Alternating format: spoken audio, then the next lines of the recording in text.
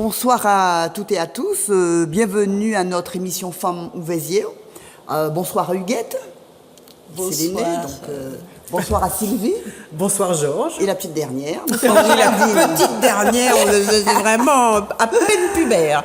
Bonsoir. Alors, tout d'abord, nous allons vous faire tous nos vœux. Alors, Géraldine, qu'est-ce que tu souhaites à nos téléspectatrices et téléspectateurs aujourd'hui? Moi, je souhaite à nos téléspectateurs et à nos téléspectatrices de se débarrasser de tous les carcans, d'arrêter de s'inquiéter du regard des autres, de se libérer des choses qui ne sont pas un elle ou eux. Voilà, d'être enfin plus libre, plus assuré, et puis de dire à ceux qui critiquent, etc., ben voilà, je suis poli. Mais voilà. Et toi, Huguette, qu'est-ce que tu nous dis? Je souhaite aux femmes, en particulier de la Martinique, beaucoup de joie, beaucoup de rigolade entre elles, qu'elles brisent la solitude, et puis il y a peut-être autre chose aussi de temps en temps à briser, qu'elles le fassent. On a la minute violence. Et toi, Sylvie? Et moi, je leur souhaite surtout aux femmes aussi, plus particulièrement, de s'engager davantage, de nous rejoindre, d'être là avec nous dans les manifestations, de les concevoir avec nous, etc. D'écrire, de discuter, de venir nous rencontrer. C'est vraiment ce que je leur souhaite le plus. Parce que nous sommes un cadeau. Oui, il faut le savoir. Oui, chez nous on s'amuse, on rigole. Et avec ça, c'est la santé assurée. Oui. Parce que c'est vrai que quand on s'engage, quand on milite, c'est la joie. Et puis c'est l'épanouissement, parce qu'on porte une pierre, on fait quelque chose, on porte une pierre à l'édifice, on construit une société. Donc on a absolument une bonne santé. Donc voilà, ça c'est sûr, assuré. Avec les rivets de rasier qu'on peut se donner l'une et l'autre, voilà, et les marches collectives. Donc une bonne santé à tous et à toutes. Voilà. Alors donc pour cette année 2018, nous allons faire un petit tour d'horizon pour cette première émission sur les droits des femmes. Comment ça s'est passé pour les femmes? Alors Géraldine, dans le monde, dis-nous. Alors dans le monde, je pense que ça n'a échappé à aucune des personnes qui nous regardent. L'année 2017, ça restera quand même l'année où la parole des femmes s'est libérée, enfin selon la formule consacrée. Mais en fait, ce qui est important, c'est pas tellement que la parole des femmes s'est libérée, c'est que tout d'un coup, on l'a entendue, elle a été écoutée, parce que ça fait longtemps que les femmes parlent. Et alors, quand on repense qu'au début de l'année 2017, Trump venait juste d'être élu, Trump qu'on appelait le harceleur en chef, d'après la féministe américaine Gloria Steinem, et on se disait que ça allait être difficile. Et puis, il y a eu cette chose incroyable qui était la marche des femmes, je ne sais pas si vous vous souvenez, de centaines de milliers de personnes, où Angela Davis a parlé, Angela Davis, oui c'est ça, Angela Davis. Angela Davis a parlé, enfin beaucoup de femmes se sont exprimées, c'était un moment de célébration, de femmes et d'hommes d'ailleurs qui étaient aussi présents. Et puis 9 mois plus tard, il y a eu l'affaire Weinstein que tout le monde, enfin que personne ne peut ignorer maintenant, et avec les hashtags MeToo, balance ton porc en France, et il y a une vague de témoignages en fait sur les violences sexuelles, et donc le magazine Time a fait sa couverture avec les femmes qui ont les premières à dénoncer. Donc il y a des actrices, mais moi je voudrais, des actrices, je peux les citer, il y a Ashley Judd qui a été la première à dénoncer Weinstein, mais il y a aussi Suzanne Foller qui était une ingénieure, je ne sais pas si vous vous souvenez, dans l'entreprise Uber de taxi, de taxi, qui a dénoncé des pratiques sexistes, etc. Mais moi, celle qui m'intéresse le plus, c'est Isabelle Pasquale. Isabelle Pasquale, c'est une cueilleuse de fraises mexicaine, donc elle a fait la couverture du Times, qui s'est aussi élevée contre les violences sexuelles, et là c'est quand même un sujet, c'est plus difficile quand on n'est pas connu, et c'est à son instigation, entre autres, que les femmes puissantes de Hollywood ont décidé de faire une fondation, Oprah Winfrey qui a fait son allocution pendant les Golden Globes, pour venir en aide aux femmes qui seraient victimes d'agressions, de harcèlement sexuel, etc., et qui n'ont pas les moyens de se payer des avocats, et donc ce serait un soutien psychologique, un soutien financier aussi, et un soutien juridique bien évidemment. Donc ça c'est vraiment important, et c'est un moment qui est en fait capital. Nous pensons, les féministes du monde entier pensent que c'est un moment capital, parce que tout d'un coup le pouvoir est donné aux femmes, c'est-à-dire qu'en fait on entend un discours qu'on n'entendait plus avant, qu'on n'entendait pas avant, qui était inaudible, et puis surtout, tout d'un coup, avec ces témoignages qui affluent, on se rend compte que cette violence envers les femmes qu'elles subissent, que nous subissons toutes, doute. Et même si elle est illégale dans les faits, elle existe et elle est tolérée. Et qu'on l'a vu dernièrement aux réactions qu'il y a eu, que finalement se faire tripoter dans la rue, dans le métro, etc., c'est pas si grave, que le viol, il y en a quand même certaines qui l'ont voulu, puis il faut pas exagérer, on n'est pas des victimes. Que tout d'un coup, ça va changer. C'est-à-dire que tout d'un coup, on va plus accepter cet état de fait. Et ça me paraît intéressant. En Martinique, on a un peu regardé avec les copines Balance ton port. Il y a 2 témoignages, dont un témoignage sur un journaliste, visiblement quelqu'un de pouvoir à la télévision, martiniquaise, on ne dit pas quelle chaîne. Et il faudrait quand même que les gens de pouvoir en Martinique sachent que l'interrogation, c'est pas si ça va arriver en Martinique, c'est quand. Parce que toutes les femmes qui vivent et travaillent ici savent très bien que le harcèlement sexuel est une pratique courante dans tous les milieux et qu'il y a un moment où ça va éclater. Donc voilà, messieurs, préparez-vous quand même, enfin certains, certains se préparent. Et alors, ça ne s'est pas arrêté là, c'est-à-dire qu'il y a eu un phénomène par ricochet. Et par exemple, les footballeuses, ça a commencé avec les footballeuses irlandaises qui ont refusé de participer à la Coupe du Monde si elles n'étaient pas payées, parce qu'il y avait des différences de salaire importantes entre, c'est des professionnels, avec les homologues masculins. Donc, elles ont été suivies par les Norvégiennes. Et les footballeuses américaines, et donc maintenant dans ces 3 pays, c'est à égalité. Alors je n'ai pas réussi à savoir si en France, je n'ai pas trouvé d'informations pour savoir si les footballeuses professionnelles françaises sont payées comme les footballeurs professionnels masculins, mais je ne sais pas pourquoi, j'ai un doute aussi. Voilà. Alors ça a continué aussi, je vais aller très vite. En fait, ça y est. La Tunisie, la Jordanie, puis le Liban ont aboli cette disposition juridique qui permettait aux violeurs de jeunes filles de réparer leurs fautes et de ne rien subir s'ils les épousaient. Donc ça aussi, ça c'est fini. En Inde, la Cour suprême a mis fin à la pratique musulmane du triple talaq. En fait, on trouve dans plusieurs pays musulmans où il suffit d'écrire à sa femme 3 fois divorce, divorce, divorce, et ça y est, c'est réglé. C'est prononcé. Et surtout, elle perd tout. Enfin, je veux dire, la garde des enfants, enfin, tout ça, c'est le marikia. Donc ça, maintenant, c'est fini. Donc c'est la vraie victoire d'une indienne assez modeste qui s'appelle Chiara Bano, qui est montée au créneau et du soutien de tous les féministes, les femmes indiennes, les féministes indiennes sont d'un dynamisme. Et puis il y a beaucoup de courage en plus, parce je crois qu'il faut noter ce travail en Inde, qui est vraiment formidable. Si on devrait remettre vraiment un label ou une coupe, ce serait vraiment à ces femmes indiennes qui ont cassé vraiment le mur du silence. Surtout qu'elle s'attaque aussi à un phénomène, c'est-à-dire qu'elle s'attaque au sexisme, mais elle s'attaque aussi au système des castes, même s'il a été aboli, avec les viols pratiquement très courants, des intouchables, etc. Donc c'est vraiment un vrai mouvement qui est aussi un mouvement contre les discriminations sociales. C'est pas que ce qu'est le féminisme d'ailleurs. Oui, absolument. Le féminisme, c'est ça. Et puis toujours pareil en Inde aussi, grosse victoire qui a suivi et beaucoup d'efforts. En fait, ils n'ont pas réussi à interdire le mariage de mineurs, c'est-à-dire les mariages arrangés. La Cour suprême a eu l'idée géniale de dire que tout acte sexuel avec une mineure est un viol, même si elle est votre épouse. Donc du coup, on peut plus se marier avec des mineurs en Inde, puisqu'on se marie mais on couche pas avec. Donc c'est pas le but recherché. Donc c'est une bonne chose. Autre chose importante, le gouvernement suédois a autorisé à changer le principe du consentement. Vous savez que en France, par exemple, si vous venez porter plainte après parce que vous êtes fait violer par un homme, il va falloir que vous fassiez la preuve du fait que vous n'étiez pas d'accord. Et si vous n'avez rien dit, il vous arrive ce qui est arrivé à la fillette de 11 ans qui n'a pas protesté. Le fait de ne pas protester, de ne pas être sous la contrainte, la violence, etc., fait que votre parole n'est pas audible. Eh bien, les Suédois ont copié les Canadiens. Ça veut dire qu'en fait, le consentement doit être explicite. Donc, en gros, vous devez vous assurer que quand vous êtes un homme, ou une femme d'ailleurs, peu importe, vous devez vous assurer que votre partenaire est consentant ou consentante. Si vous ne l'avez pas fait, c'est à vos risques et périls. parce que c'est le consentement qui compte. Donc ça, c'est vraiment Parce qu'en quelque plus, la chose preuve, elle est inversée. C'est absolument. Plus, C'est-à-dire que voilà, la charge de la preuve. Voilà, la charge de la preuve est inversée, absolument. Et puis l'Arabie Saoudite, effectivement, ça y est, les femmes peuvent conduire. Yahoo, c'est chouette. Alors, je vais juste finir avec un truc moins optimiste, mais enfin quand même où il faut qu'on se réveille un peu. Aux Antilles, vous savez qu'il y a eu le cyclone Maria qui a frappé très durement les îles Sœurs, dont la Dominique. Donc nous avons été, grâce à la générosité des Martiniquais, nous avons récolté des jouets que nous avons été apportés en Dominique. Donc ça a été un moment important.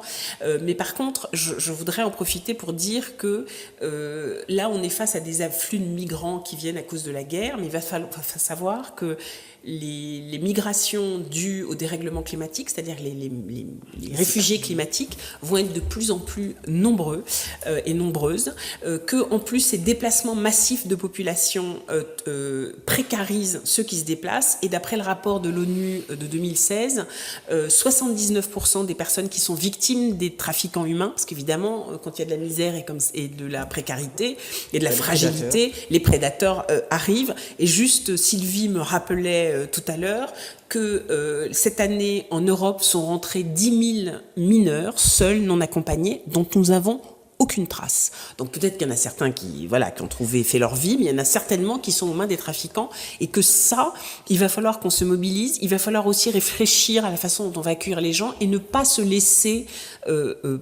pourrir l'esprit, gangréner l'esprit par un discours de peur de l'autre, de repli sur soi, de xénophobie, de non-partage, voilà. Et qu'il y a beaucoup de gens qui croient en Dieu ici, il y a beaucoup de gens extrêmement croyants, et à ces gens-là, hommes et femmes qui nous regardent, cherchez en vous, ça m'étonnerait que la parole de Dieu ne soit pas d'aider son prochain, et donc il faut qu'on soit comme ça, c'est très important, c'est vraiment important, voilà.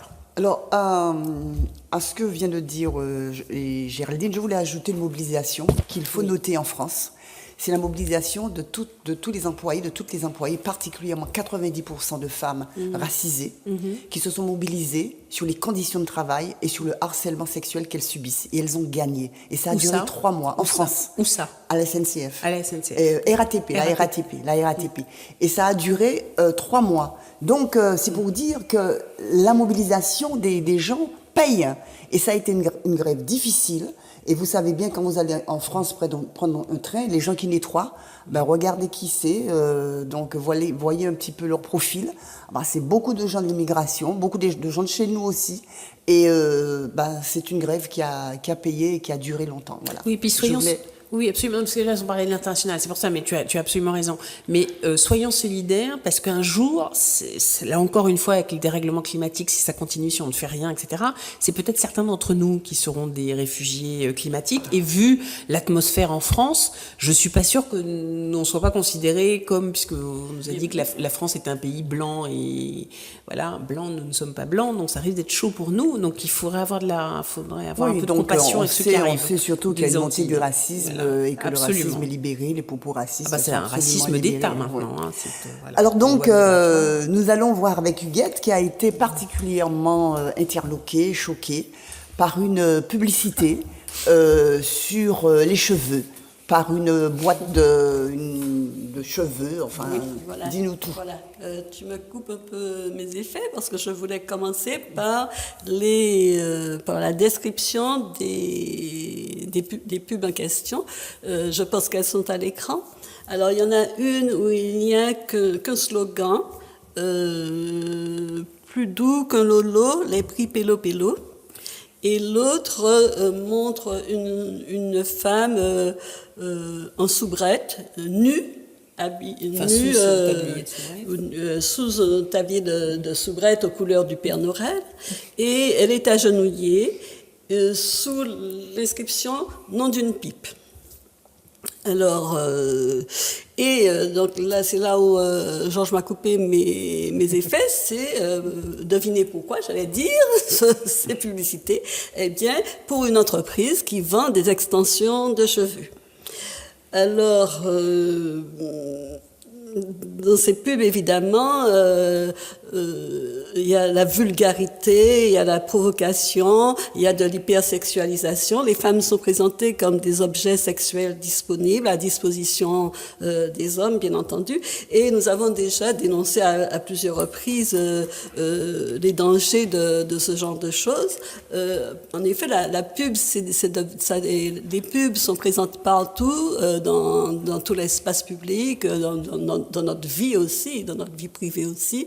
Et donc, les pubs deviennent une espèce d'institution de socialisation qui a une grande influence, en particulier sur les jeunes, sur les filles qui se voient avec les yeux de la pub, qui apprennent à se voir comme des objets sexuels à la disposition des hommes et qui n'ont pas grand-chose à attendre en retour de ceci. Les hommes, eux, se voient comme des dominateurs, qui peuvent prendre leur bon plaisir, etc. Et puis, il y a les plus jeunes qui voient ça et dont on ne sait pas très bien ce qu'ils peuvent en penser et quelles répercussions ça peut avoir sur eux.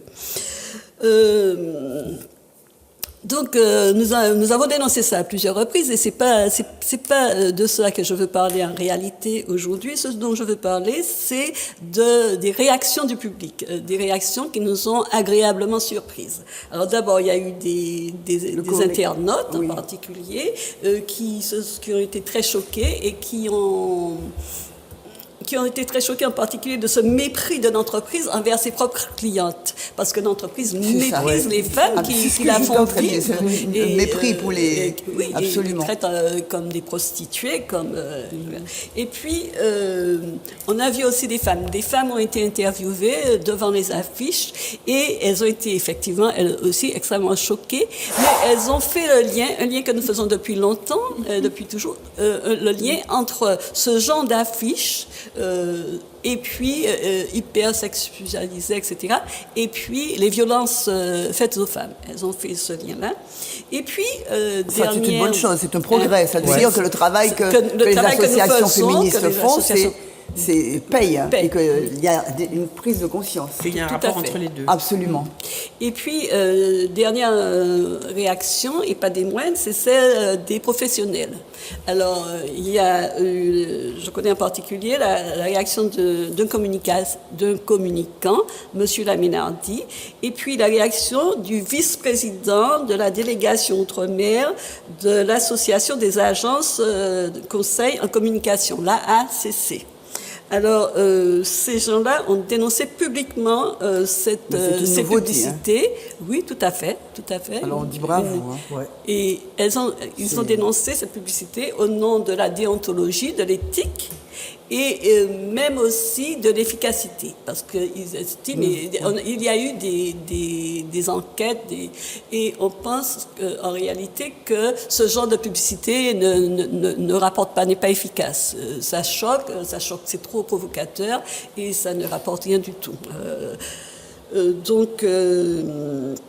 Donc, ce qui veut dire que ce travail de sensibilisation, qu'il faut le continuer auprès des personnes. Tout à fait. Et que là, maintenant, si deux organismes se sont élevés, mais c'est vraiment une première en Martinique. Alors moi, je vais quand même vous casser votre joie.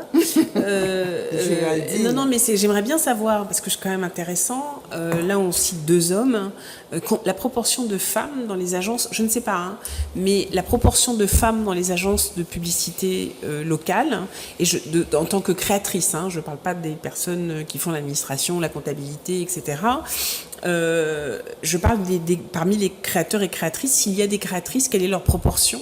Parce que ce serait très intéressant, il y a peut-être il y a peut-être un rapport de causalité.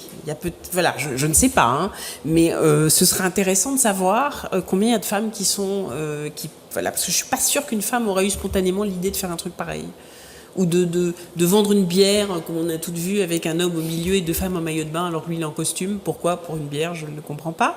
Voilà, il y a ou les pubs dont parlait Sylvie, les pubs radio. Voilà, où les femmes ne sont jamais autonomes. Ah oui, c'est ça, ouais. Où les femmes vantent des produits qui s'adressent à des hommes, avec des voix toujours très haut perchées et sottes, et en fait où elles sont totalement sous sous la coupe de ces hommes, c'est-à-dire que leur sécurité est entre les mains de ces hommes. Voilà, pense à une changer les pub roues, voilà. sur les pneus, enfin je vais pas donner la marque quand même. Oui. Il y avait une pub aussi sur les cuisines, c'est-à-dire qu'elles ne savent jamais rien faire toutes seules. Ouais. C'est incroyable en fait. Oui, c'est-à-dire que moi, ce qui me fascine, ce sont celles sur les pneus. Oui. On apprécie La un homme parce sécurité, qu'il a des pneus. En même temps, je trouve que c'est pas très valorisant. Hein. Ah, tu me plais bien, moi. En fait, c'est pour toi, non, mais tes pneus. Et puis les cuisines où elle dit, il y en a une qui dit oui, tu sais, il faudrait changer la cuisine comme si elle pouvait pas décider elle-même et changer sa cuisine. Enfin, je veux dire, c'est Ce qui me paraît quand même intéressant, et il faut donc tu ne nous as rien coupé, Géraldine, simplement que tu allais dans notre sens. Simplement, ce qui est intéressant, c'est que nous invitons justement les citoyens, les citoyennes, les femmes, les hommes à dénoncer ces publicités. C'est pas seulement le rôle des associations et tous les syndicats de professionnels et tout qui voient que leurs produits, leur marque, leur métier est ainsi dévalorisé. C'est important de dénoncer massivement ce genre de choses. D'ailleurs, la pub, on a bien vu une pub raciste qui a été enlevée, celle de BHM. H&M. Et donc a été enlevée des écrans une pub raciste comme on ne peut pas faire. Épouvantable. Donc épouvantable. Donc c'est parce que les gens se sont mobilisés. Si les gens n'avaient rien dit, mais les pubs sexistes, il faut aussi faire pareil, se mobiliser comme pour les pubs racistes. C'est de la discrimination. Donc nous invitons tout le monde à le faire. Alors nous allons continuer avec Sylvie, qui va nous parler un petit peu des femmes dans le monde du travail. Comment ça se passe pour elles? Où sont-elles? Comment elles sont-elles traitées? Justement, où sont-elles? Elles sont toujours dans les mêmes métiers, dans les mêmes postes précaires, etc. Et nous avons un nouveau président qui nous avait promis que l'égalité homme-femme, ce serait la cause du son quinquennat, sauf dans le travail, visiblement. Parce que là, c'est quand même un peu désastreux. On va dire que, en fait, cette loi, elle n'est pas du tout neutre. Hein. Le fait d'inverser déjà les normes et que l'accord d'entreprise prime sur tout le reste, ça fragilise autant les personnes qui sont dans des postes en CDD, enfin en précarité, dans des petites entreprises, où sont surreprésentées les femmes. Explique ce que c'est que l'inversion des normes. En fait, jusqu'à dernièrement, il y avait les conventions collectives, les conventions de branche, qui ne pouvaient pas être moins favorables que le Code du travail. Donc en fait, toute négociation de branche ou de convention étendue ne pouvait qu'apporter des droits supplémentaires aux salariés. Or, aujourd'hui, l'accord d'entreprise pourra revenir sur tous ces textes. Oui. Mais à la baisse, bien évidemment. Mais c'est aussi considéré, si tu me dis si je me trompe, c'est aussi considéré, avant le Code du travail, considérait que les travailleurs et les travailleuses étaient dans une position de fragilité par rapport à leur patron, puisque tout à fait. Et maintenant, le nouveau Code du travail finalement considère que ces deux individus, de façon qui ont un niveau égal, qui ont une conversation de négociation égale, ce qui en période de plein emploi, c'est quand même assez étrange, mais alors en période de crise, de qui se moque-t-on? Voilà, et bien justement, de qui se moque-t-on? Des femmes en particulier, même si les hommes aussi sont concernés, mais des femmes en particulier, parce que dans les métiers où elles se trouvent, elles sont très souvent en CDD, en temps partiel, en intérim, dans des petites entreprises où il n'y a ni syndicat ni représentant du personnel, donc du coup il n'y a pas de personnes qui sont en mesure même d'affronter un employeur en fait pour défendre leurs droits, et du coup ça donne toute la latitude à un employeur de remettre en question des droits dits familiaux comme le congé pour enfants malades, revoir les congés de maternité, puisque des conventions, il y a le droit, mais les conventions allongeaient le congé de maternité. Il y avait des entreprises ou des conventions collectives qui maintenaient le salaire à 100%. Donc même ça peut être mis en question par un employeur. En plus, il y avait une règle où en fait on essayait de faire que dans un secteur, tout le monde bénéficiait plus ou moins des mêmes règles. Or là, suivant l'entreprise, suivant l'humeur de l'employeur avec qui on travaille, pour qui on travaille plus exactement, en fait on ne va pas bénéficier des mêmes droits. Donc c'est quand même assez incroyable. Donc ça c'est les droits, disons, familiaux et qui sont liés au rôle des femmes dans la société.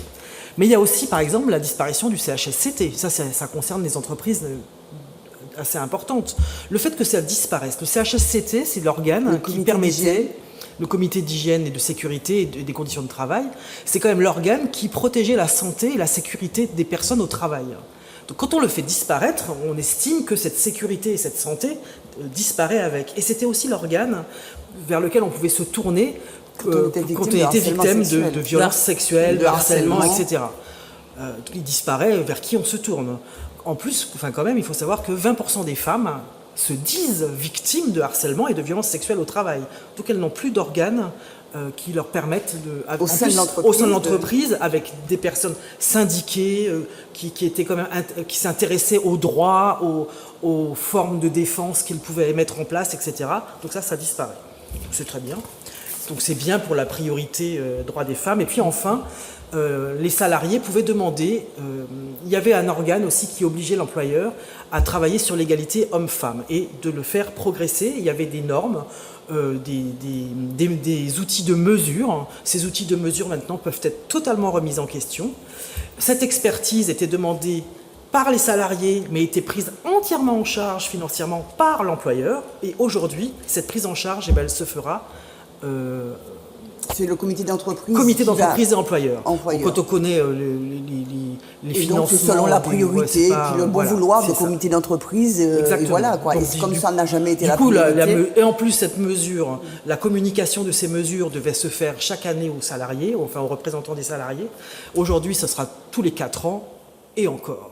Ça peut être pas du tout. Mais il y a aussi, tu parlais aussi de la question de la mobilité, c'est-à-dire que le délai qui était accordé. Alors par exemple, dans le cadre du temps partiel, voilà. on peut moduler le temps de travail, etc., l'allonger, le raccourcir. Et il y avait un délai de prévenance qui était d'1 mois.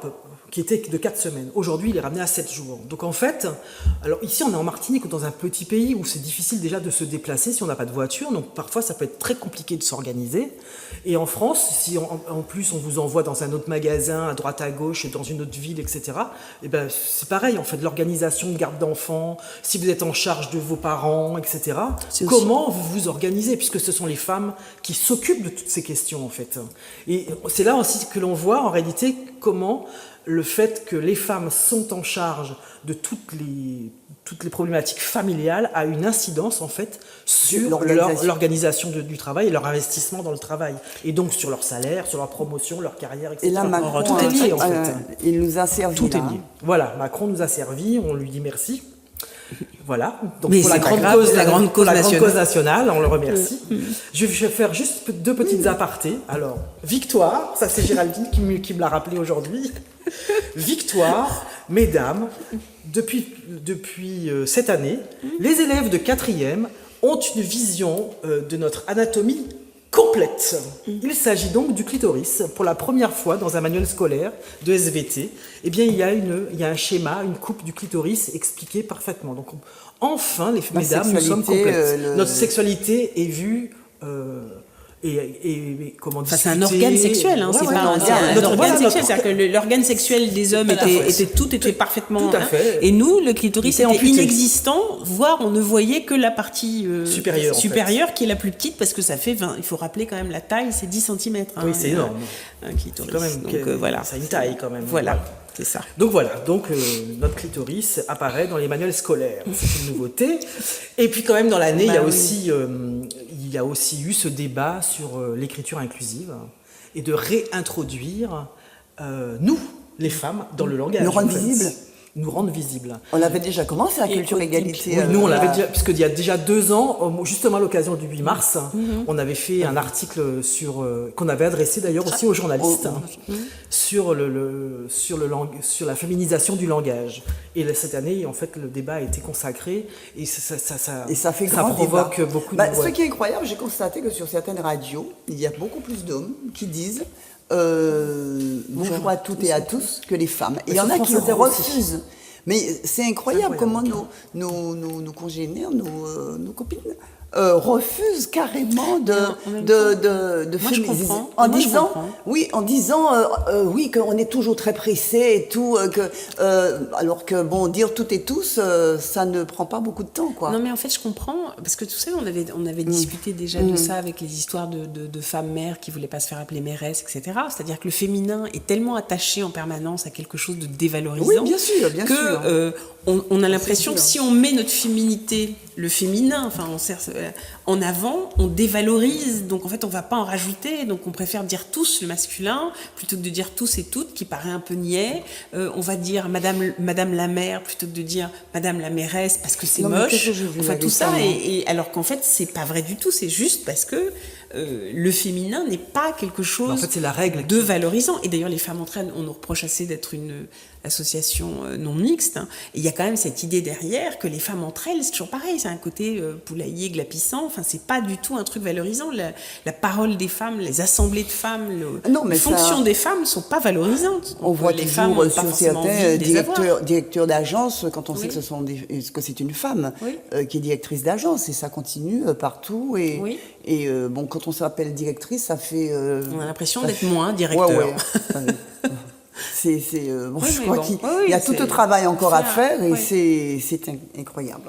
Et en fait, moi, je voulais conclure avec cette petite phrase de Simone Veil, parce que je trouve qu'elle est quand même dans le ton. C'est qu'il ne faut jamais oublier qu'il suffira toujours d'une crise économique, religieuse, pour que les droits des femmes soient remis en question. Et c'est ça qu'il faut que les femmes... C'est pour ça que je leur demandais, justement, dans les vœux, de s'engager. Parce qu'en fait, rien n'est jamais acquis, et on le voit justement avec cette loi travail, qui n'est pas censée... Son objectif premier n'est pas d'attaquer les droits des femmes.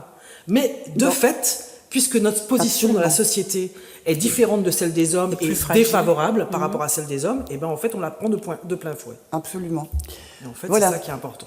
Alors donc, et puis nous, on va aborder tout de suite une question, le point culminant de la domination masculine, qui est les violences faites aux femmes. C'est un thème sur lequel l'association se mobilise, continue à se mobiliser depuis nos 4 ans de création. Alors il faut savoir que les violences faites aux femmes, c'est tant physique que psychologique, c'est un phénomène très important dans le monde. Et en France, il y a 131 femmes qui ont été assassinées. 2017, ouais. Hein En 2017. En 2017, 131 femmes qui ont été assassinées. En Martinique, on a quand même tué 2 femmes, dont 2 enfants, dans des conditions complètement incroyables. Et les violences psychologiques sont très importantes. Et on a bien vu que les gens ont peur de parler. La dernière campagne qui a été menée, justement, c'est pour dénoncer ces violences psychologiques qui sont invisibles et qui sont inaudibles. Et souvent, les gens ont très peur, les gens ont honte de dire. Et surtout, les gens ne considèrent pas que la violence psychologique est une violence. Il y a une dame qui me racontait l'autre jour qu'elle parlait avec sa cousine pour dire, qui lui racontait, elle a été témoin de la façon dont elle est malmenée verbalement par son mari, qui la traite de tout. Et quand elle dit à sa cousine, mais c'est de la violence, et d'aller voir telle personne, eh bien, cette personne a arrêté de lui causer, c'est-à-dire de lui raconter ça, parce qu'elle estime que ce n'est pas de la violence. Elle lui dit, mais ce n'est pas de la violence, je ne suis pas battue. Elle lui dit, oui, mais psychologiquement, tu es malmenée, et que ça, c'est de la violence. Donc, on n'a pas, dans le quotidien, les femmes ne réalisent pas qu'on atteint notre force intérieure, c'est-à-dire qu'on sort de là bien diminué et bien malmené. Alors, il faut aussi se dire que... D'ailleurs, le harcèlement sexuel est une violence Ah oui, le psychologique. harcèlement sexuel, bon, comme tu as parlé déjà du harcèlement sexuel, on ne va pas revenir dessus. Toutes les violences sexuelles que les femmes subissent aussi, puisqu'on en a parlé à la dernière émission, c'est de la violence. Alors, ce que nous voulons quand même rappeler, c'est qu'il y a une enquête qui a été menée par Nadine Le Faucheur et Elisabeth Bourne, qui montre que les femmes avant 18 ans en Martinique, c'est une enquête qui a été menée en Martinique, beaucoup de femmes ont été victimes d'inceste, de violences, d'attouchements sexuels. Et ça, on n'en parle pas. Et ça, c'est toujours dans le silence. Et plus les femmes que les hommes. Et on montre aussi, que cette enquête montre aussi, et tout ça avant 18 ans. Et elles ont été victimes d'humiliation dans le milieu familial. Et par les parents même. Et tout cela se passe dans l'enceinte de la maison, dans l'enceinte du foyer, dans le milieu familial. Alors les hommes aussi ont été victimes de violences, d'attouchements, mais beaucoup moins. Et les violences, donc les humiliations qu'ils subissent, se passent en général hors foyer, souvent à l'école, dans le milieu scolaire.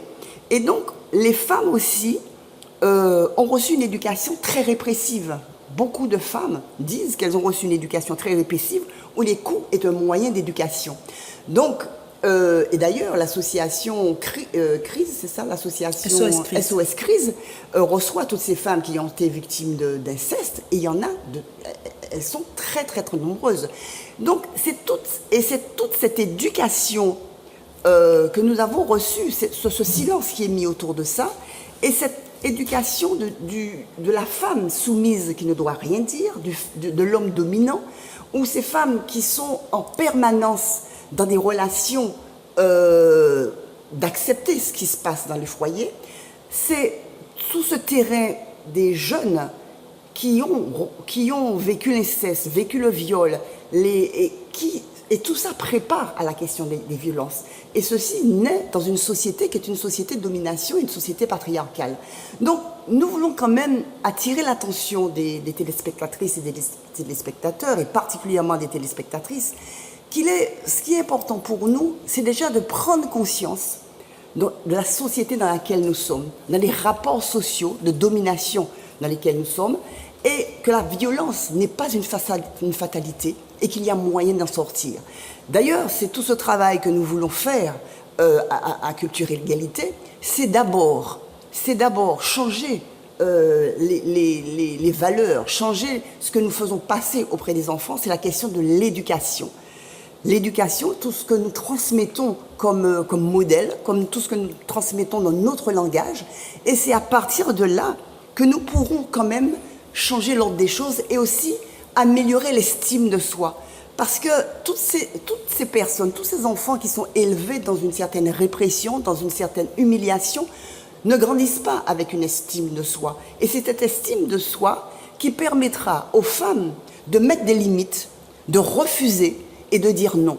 Donc ce travail est important et nous continuerons vraiment dans la proximité avec les femmes dans les quartiers à aider les femmes, à accompagner les femmes à prendre conscience qu'il faut absolument qu'on sorte, qu'on redresse la tête, qu'on puisse être dans ce qu'on appelle le pouvoir sur soi, pas seulement individuel, mais aussi le pouvoir avec les autres, pour qu'on puisse justement lutter contre cette société de domination, et c'est-à-dire s'engager pour qu'un jour, cette société soit une société sans violence en direction des femmes.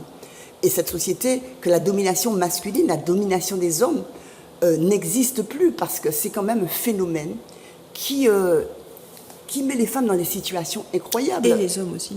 Oui, et les hommes aussi, mais Oui, ces femmes, quand on les reçoit, c'est incroyable, je reçois tout le temps des appels, mais il faut voir l'état de ces femmes, dans quel état elles sont. Nous, on les reçoit il y a l'association, l'Union des femmes qui les reçoit dans leur permanence, mais nous, l'association, nous avons ouvert une permanence CAIFOM qui est ouverte le samedi matin, tous les samedis matins. On ne reçoit pas que les femmes victimes de violences, certes, heureusement, parce que il y a aussi des femmes qui ont besoin de briser, qui ont besoin de parler. Donc, mais c'est un phénomène qui a un coût pour notre société et un coût pour. C'est une perte d'énergie pour la société, c'est une perte d'investissement dans cette société-là. Donc, voilà un petit peu ce que je voulais dire, c'est qu'il y a un combat encore important à mener. Géraldine a parlé des violences sexuelles dans le monde du travail, dans ce phénomène important qui est celui de ce collectif suite au MeToo, mais il y a aussi ces violences conjugales, ces violences dans le couple et chez les jeunes couples. Chez les jeunes couples.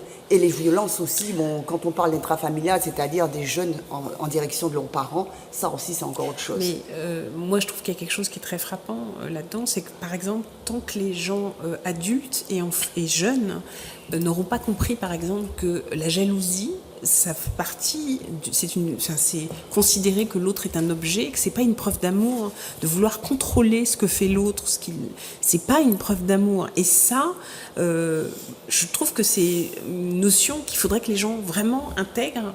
Et puis la deuxième, donc que la jalousie, c'est pas une preuve d'amour, c'est une preuve de contrôle. Et que aimer quelqu'un. Oui, et que voilà. Et alors, autre chose, c'est que on parle beaucoup, effectivement, les hommes exercent des violences sur les femmes, ça c'est clair, c'est dans ce sens-là que ça se passe. Par contre, les hommes sont aussi victimes de cette espèce de domination, parce qu'il faut toujours qu'ils soient forts, donc expriment peu leurs sentiments. Il y a une apologie de la violence qui fait quand même que les 3/4 d'entre eux en Martinique remplissent les prisons, et ailleurs d'ailleurs, enfin que 80% ou 82% des gens qui sont en prison sont des hommes dans le monde entier, et voilà, que les hommes sont ceux qui se suicident le plus. C'est-à-dire que voilà, les jeunes, les adolescents, etc. Mais les hommes sont pas entre les hommes et les femmes, c'est les hommes qui se suicident le plus parce qu'ils ont des injonctions extrêmement difficiles pour eux d'être toujours l'injonction de la virilité. C'est quelque chose qui est extrêmement pénible. Et il y a des hommes ici qui commencent à réfléchir. D'ailleurs, on aimerait bien qu'il y ait des groupes d'hommes qui se constituent, qui réfléchissent à cette question-là de la virilité, des codes de la virilité, parce que ça c'est quelque chose d'important. Et troisièmement, donc un troisième point que je voulais envoyer en direction des femmes, quand on reçoit ces femmes, elles ont souvent le sentiment elles ont honte, c'est-à-dire que le fait d'être victimes de violences psychologiques ou physiques font qu'elles ont honte, et qu'en plus elles se pensent seules, c'est-à-dire qu'elles pensent que ce qu'elles vivent est la preuve de leur faiblesse, enfin du fait qu'elles soient des minables. Donc ça, c'est très important pour l'entourage d'essayer d'être attentif, d'être bienveillant, de ne pas juger. Et il faudrait que ces femmes aussi, s'il y en a qui nous regardent, sachent qu'elles ne sont pas seules et qu'il y a beaucoup de femmes qui vivent la même chose qu'elles. Et il y a encore plus de femmes qui sont prêtes à les aider et à les entourer d'affection, d'amour, de soutien. Voilà. Alors si un vœu qu'on peut, oui, la sororité, ça c'est important pour nous. Si un vœu qu'on peut encore faire, c'est que ces femmes rentrent dans une dynamique de transformation. Et ça, c'est vraiment, c'est ça qui va nous permettre de changer, d'être dans une autre posture par rapport à ces relations hommes-femmes. Vouloir vraiment changer et nous pouvons les accompagner dans ce sens-là. Voilà, donc ça c'était notre petit point sur les violences, parce que c'est vrai que c'est un phénomène mondial, c'est un phénomène qui nous empêche de vivre et nous empêche de nous épanouir et de vivre pleinement comme le souhaite Huguette dans ses vues. Alors, donc, pour cette émission de janvier, nous avons fait le choix de mettre le point uniquement sur la rubrique Femmes qui ont froisé la vie. Alors, nous avons choisi de faire le portrait de 4 femmes. Et nous remercions d'ailleurs Nadia Charlery qui a merveilleusement mis ces femmes en scène. Et nous allons commencer par Nicole Cage, qui est une femme que nous connaissons bien et que vous allez découvrir à travers ce portrait.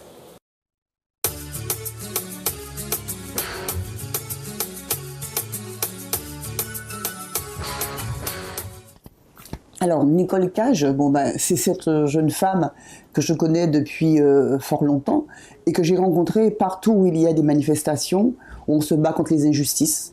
Elle n'a jamais refusé et est toujours présente chaque fois qu'on la sollicite pour mettre son art au service d'une cause juste. C'est aussi cette poétesse, c'est aussi cette chanteuse, parce qu'elle chante également, et cette écrivaine. D'ailleurs, nous proposons aux gens de regarder ses livres, de les lire, parce que c'est toujours très très bien écrit, elle a une très belle plume. Et maintenant, cette femme qui s'est lancée dans l'édition. Vraiment, nous saluons son travail. Je suis issue d'une fratrie, je suis la dernière d'une fratrie de 10 enfants. J'ai grandi au François, dans la campagne du Morne-à-Cajou. Mes frères et sœurs aidaient mes parents, les travaux de la terre.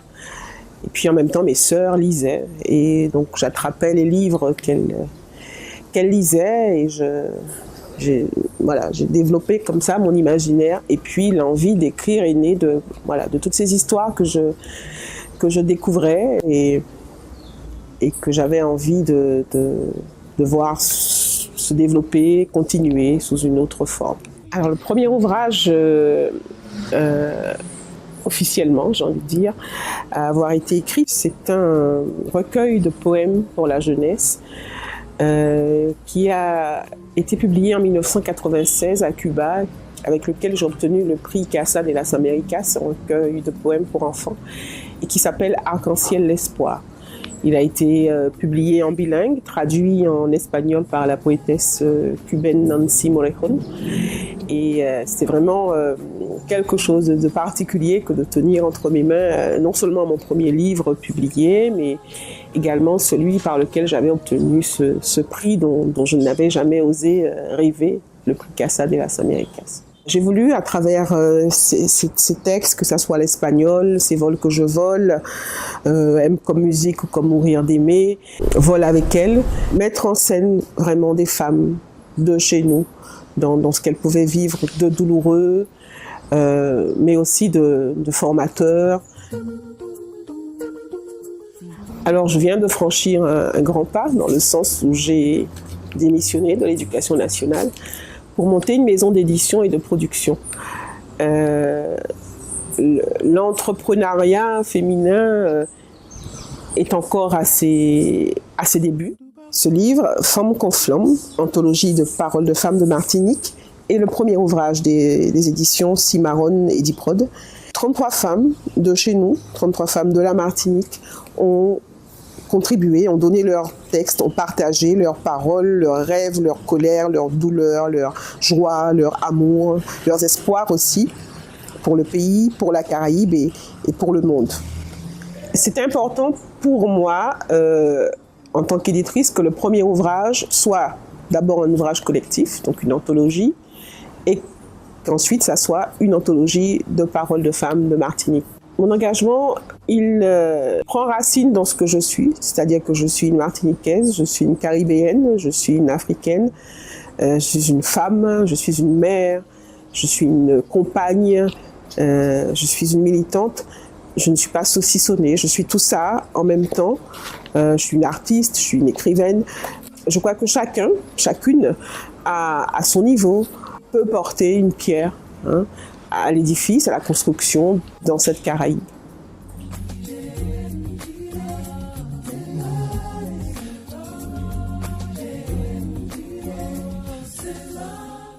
Nous allons aussi découvrir une deuxième femme. Culture Égalité, parce qu'elle a participé à pas mal de nos actions, voilà, et donc qui est une artiste et une femme assez exceptionnelle. C'est pareil, je laisse la découvrir. Voilà, une créatrice de bijoux de talent et une femme généreuse et bienveillante.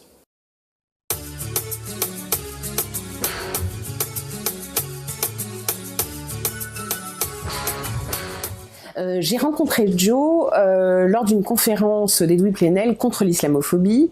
Je pense que le parcours de Jo, son histoire peut être un exemple pour certaines femmes. C'est quelqu'un qui ose mener de front plusieurs choses qui, pour certains, pourraient paraître ne pas aller ensemble, qui en même temps est une femme qui est créative, et puis elle est bienveillante. Elle est bienveillante et elle a toujours, quel que soit ce qui lui arrive, un regard optimiste sur les autres et sur le monde.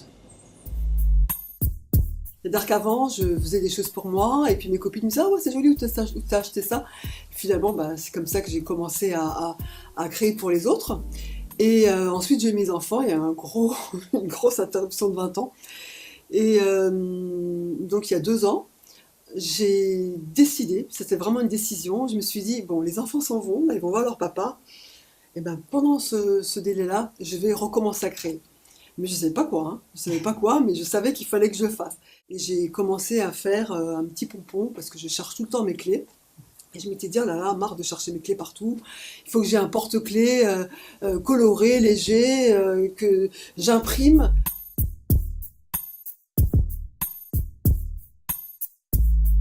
Alors, les 3 casquettes, si tant est, il y en a 3, il y en a peut-être plus ça. Bon, alors, donc, il y a maman.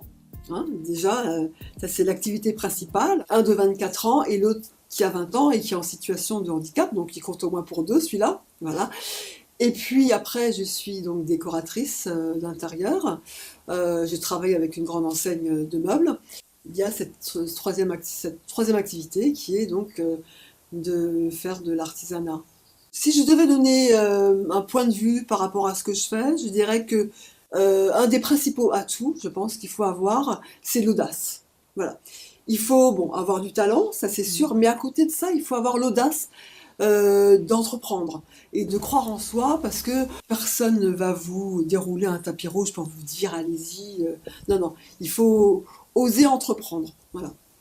J'aime créer, détourner des matériaux pour concevoir mes bijoux. Je pars de chutes de tissu et je confectionne des perles. Donc j'associe des tissus différents avec des fils, avec de la laine. En fait, il faut que la perle soit aboutie. Avant de faire les tutti frutti, j'ai travaillé autour des matériaux. Donc là, c'est de la corde de camping avec de la corde de lin et puis des éléments de plomberie que j'ai customisés. Là, c'est de la corde de lin. Et voilà, donc j'essaie de faire quelque chose d'ethnique avec des matériaux.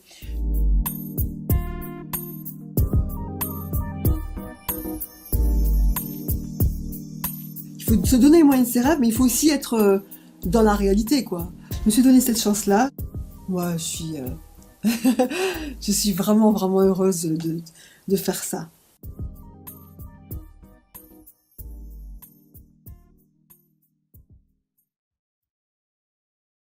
Oui, alors il y a une jeune femme que nous avons rencontrée comme je le dis, dans l'émission tout à l'heure, une jeune femme décidée, dynamique, résistante, qui s'appelle Emeline Jean-Baptiste. Nous allons la découvrir aussi tout à l'heure.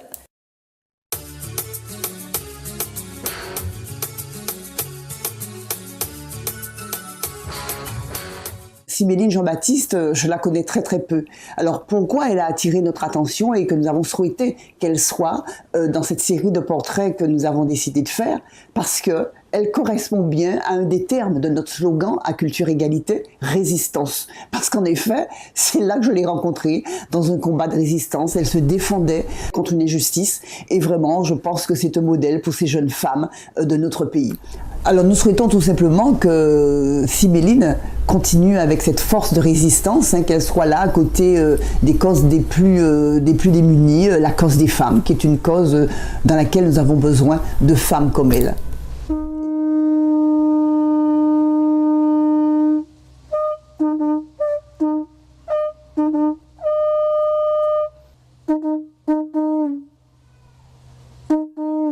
Je suis Siméline Jean-Baptiste, j'ai 26 ans, je suis actuellement en deuxième année de thèse à l'Université des Antilles.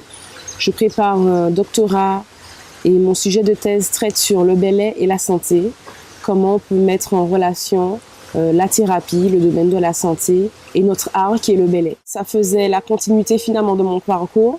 J'ai d'abord commencé avec un diplôme d'état de professeur de musique, en musique traditionnelle et musique actuelle. Avec le ballet. Donc j'avais commencé un mémoire sur les conceptions d'enseignement dans le monde ballet.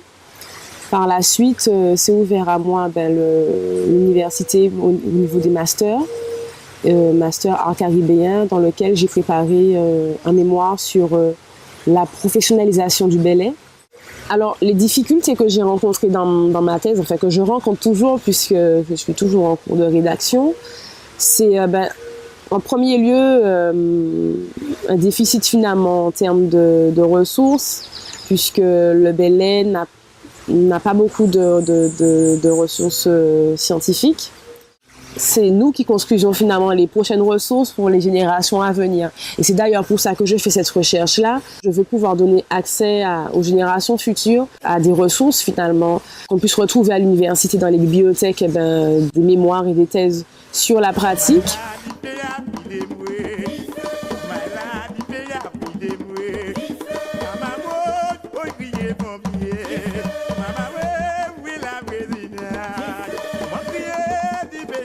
Je pratique le ballet depuis que je suis jeune en fait.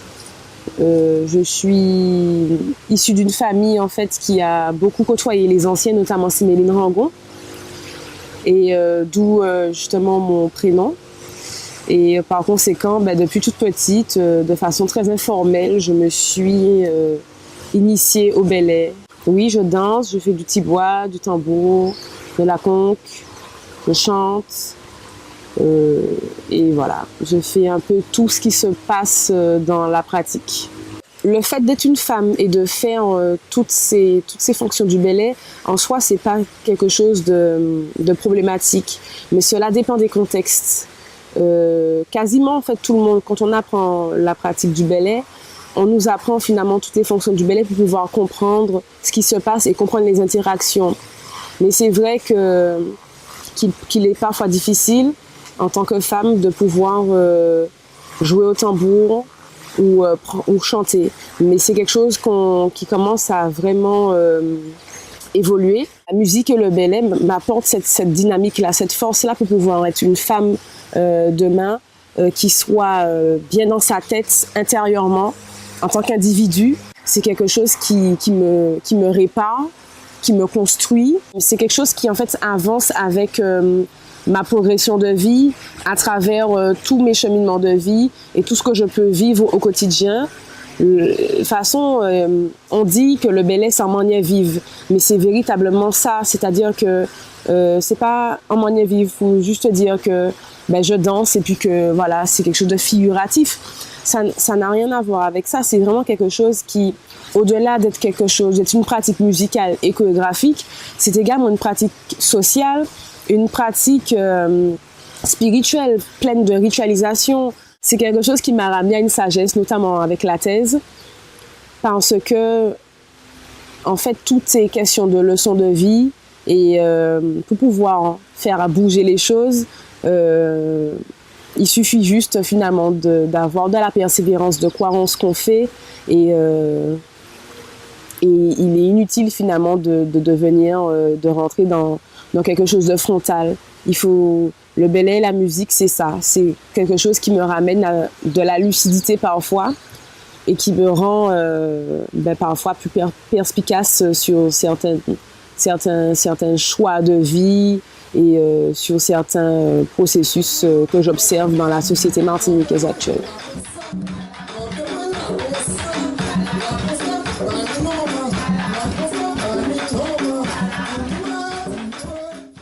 Et les deux autres, quatrième. Oui, Frédéric et Caroline, de 1-9 Maison d'artistes. En fait, c'est une association d'amour des arts. Et alors là, c'est deux très jeunes femmes, hein, elles ont moins de 30 ans, qui sont d'un dynamisme à toute épreuve, très très impressionnant, qui ont réussi à la force du poignet littéralement de monter cette maison d'artistes qui est un lieu de rencontre merveilleux. Elles fabriquent plein de choses, elles lancent plein d'initiatives, elles soutiennent plein de gens. 1-9 Maison d'artistes, 19 rue Garnier-Pagès, allez-y, mais en attendant d'y aller, on vous présente un petit portrait de ces deux jeunes femmes absolument merveilleuses.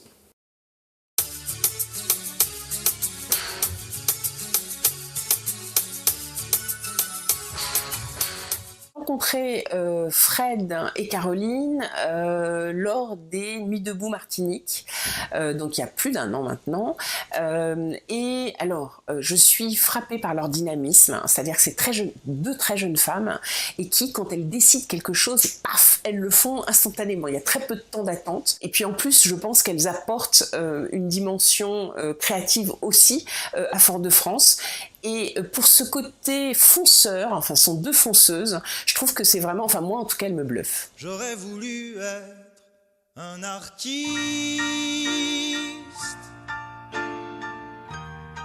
pour pouvoir faire mon numéro. Je suis Frédéric, je suis la directrice artistique de la maison, 1-9. J'ai fait des études de communication graphique, donc du coup de publicité.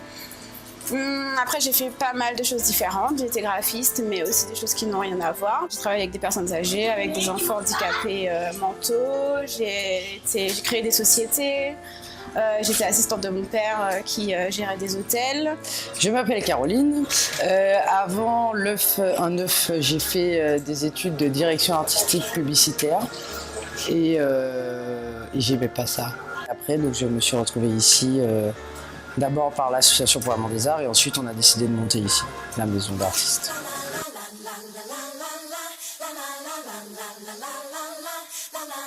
Pourquoi on a voulu faire cette maison? En fait, parce qu'on a commencé par l'association pour l'Amour des Arts. Donc, du coup, on voulait principalement faire des événements culturels, essayer de promouvoir l'art, etc.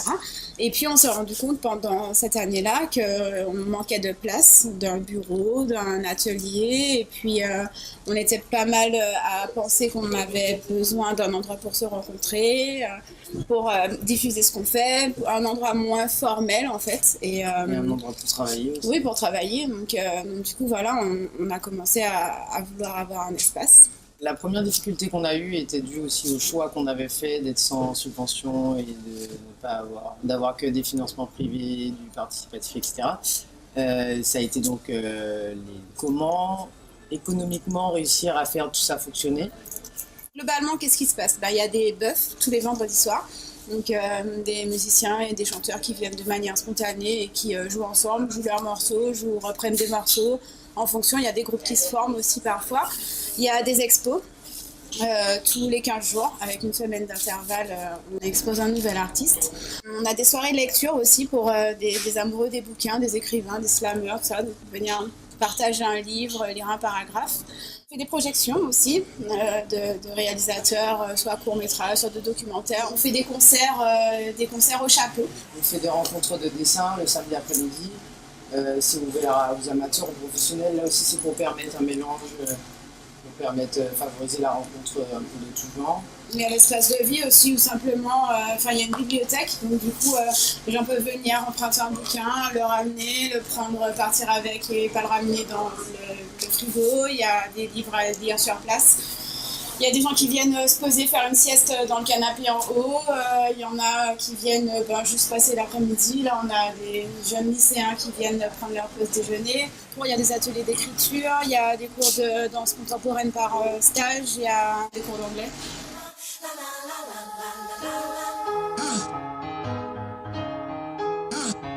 Les difficultés qu'on rencontre en tant que femme, c'est surtout de la surprise en fait. Les gens parfois sont étonnés de voir, parce qu'on bricole beaucoup. Parfois recherche l'homme à qui parler dans la maison. Alors avant il n'y en avait pas, maintenant il y a Jimmy, donc ça c'est agaçant.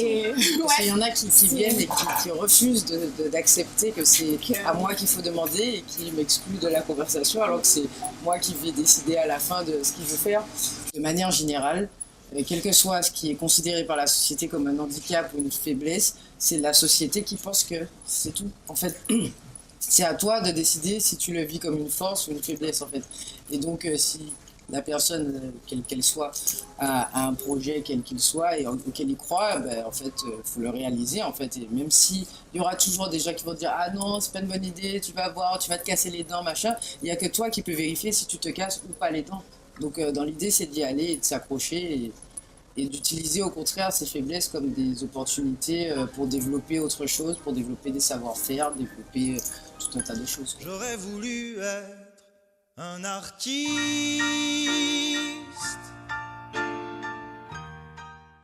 Quand même, pourquoi nous faisons ces portraits, Huguette? Pourquoi nous avons fait ce choix-là de montrer ces femmes qui ont matché la vie, qui ont mofoisé la vie, qui ont fait un bagaille en pays, enfin toutes ces femmes-là ont fait un bagaille, mais nous avons montré cet là. Oui, ce sont des femmes qui ont mofoisé la vie, c'est-à-dire qui transforment la vie et qui sont en quelque sorte des créatrices d'avenir, qui annoncent l'avenir par leur autonomie, par leur créativité, par leur avant-gardisme, et donc et puis même quand ce sont des femmes plus modestes, mais pas forcément des artistes, pas forcément des écrivaines, mais des femmes qui ont pris les choses en main, qui ont pris leur vie en main et qui veulent transformer les choses. Et donc des exemples pour nous, pour notre jeunesse, etc. Et leur endurance et leur courage, parce que ça n'a pas toujours été très facile pour elles. Donc ça aussi, c'est vraiment... et on salue le travail de ces femmes et de toutes les femmes en Martinique qui sont dans ces dynamiques-là, qui en veulent, qui sont des gens qui savent marrer Rio. Et oui, qui savent marrer Rio et qui font marcher notre société et notre pays et qui portent vraiment leur pied dans le développement de cette société-là. Voilà ce que nous voulons dire sur ces portraits de femmes. Alors, et culture égalité, pour cette année, qu'est-ce qu'on peut annoncer cette année 2018? Qu'est-ce que nous allons faire? On dort. Sylvie, on dort? Non, certainement pas. Pas avec le 8 mars qui approche. On dort et on fait des pots. On dort et on fait des pots. On dort et on fait des pots. Des pots et des soirées. Enfin, ah oui, bien sûr. On boit et on dort. Alors le 8 mars, évidemment, il faut nous attendre dans les rues de Fort-de-France. Bon, on vous dira pas le programme, vous le saurez bien assez tôt, mais on sera là. Et puis, en principe, on avait décidé d'investir la maison d'artistes, en l'occurrence de Frédéric et Caroline. Donc là, en revanche, on vous attend toutes. Le samedi 10. C'est le samedi 10, exactement, à partir de 19h. Enfin, toutes et tous. Oui, toutes et tous, exact, tout à fait. C'est une soirée, ce sera une soirée dédiée aux droits des femmes. Voilà. C'est-à-dire qu'on renouvelle ce que nous avons fait l'année dernière. Donc nous appelons déjà, nous sollicitons déjà les artistes qui ont envie de porter leur contribution à cette soirée, les musiciens, les chanteuses, les musiciennes. Enfin, vraiment, l'année dernière, c'était une soirée super chouette, vraiment. Donc nous voulons renouveler ça parce que on s'est éclaté, on a de la bonne musique, des gens... Une petite bière bien fraîche. Oui, une petite bière bien fraîche. Il y a du jus aussi. Il y a du jus et tout. Donc vraiment, réserver cette soirée le samedi 10 mars. Bon, j'ai dit 19h, c'est peut-être un peu plus tôt, 18h, je sais pas. Enfin, 19h. C'est toute la soirée. 19h. Donc réserver cette soirée vraiment pour se détendre. Et là, vous pourrez peut-être certainement remplir votre bulletin d'adhésion. Certainement. On est là, on vous attend. On vous attend. Et puis, vous pourrez acheter... j'avais mis dans mon sac, ils ont pris notre sac, notre carnet de notes, le livret sur Suzanne aussi Césaire, le t-shirt Rebelle et Marronne. Donc, voilà. Peut-être des œuvres, on ne sait jamais. Oui, on ne sait jamais. Donc, réservez-nous ça. Et puis, mais nous sollicitons aussi les femmes qui ont envie de chanter. On leur donne rendez-vous le 10 février. Et on leur demande de nous appeler. Parce que nous voulons, pour le 8 mars, nous avons une chanson bien piquante, là, bien balancée, sur un air connu de Lilou C'est les paroles de Huguette. Oui, c'est Huguette qui a écrit les paroles. Donc nous, si vous avez envie de faire partie de cette chorale de Culture Égalité, déjà nous avons eu un premier chant, on a un deuxième. Alors appelez-nous, le numéro de téléphone c'est le 06 96 53 71 16. 53 71 16. Venez, vous savez, chanter là, après ça. En plus, c'est une manière de militer vraiment dans la joie. Alors, donc, la répétition. Ça fait du bien. Et celles qui n'ont pas retenu le numéro de téléphone que Paris a noté, sur Facebook, Association Culture Égalité, ils peuvent nous envoyer un message aussi. Ou si vous connaissez une d'entre nous, mais vraiment, rejoignez notre chorale, venez chanter. Donc, on répète le samedi 10 février, à partir de 15h. Donc, mais il faut s'inscrire, on vous dira le lieu parce qu'on n'a pas encore... Oui, il faut s'inscrire parce qu'on sera tellement nombreuses à vouloir chanter Miss Féministe là. Donc, voilà. Alors bon, nous allons terminer cette émission.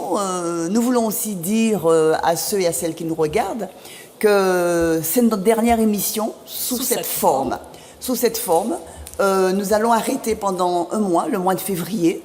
Et nous allons reprendre l'émission, mais sur une forme différente, peut-être. Enfin, vous allez la découvrir vous-même. On peut quand même un peu dire des petites choses. Ça va être en fait, ça va être sous une forme de rubrique au lieu d'avoir une seule émission. Ouais. Il va y avoir des petites rubriques qui durent de 1 à 5 minutes, qui vont alterner reportages et puis choses, voilà, comme ce qu'on vient de faire là, mais très très très courtes, et qui pourront être vues soit sur notre chaîne YouTube, soit sur Facebook, soit sur notre site, et qui pourront et sur Zouk TV, d'accord, et qui pourront, et par exemple sur notre site, etc., être téléchargés parce qu'il y a certaines personnes, des enseignantes, que ça peut intéresser d'avoir des petits bouts, des petits reportages, etc.